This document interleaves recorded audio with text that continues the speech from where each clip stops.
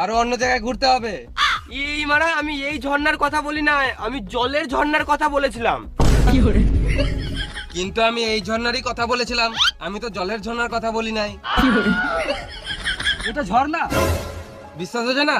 বেশ, আধার কার্ড দেখে নাও।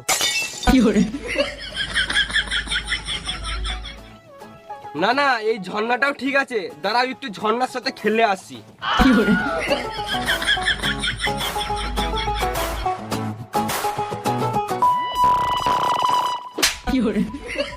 Thank you.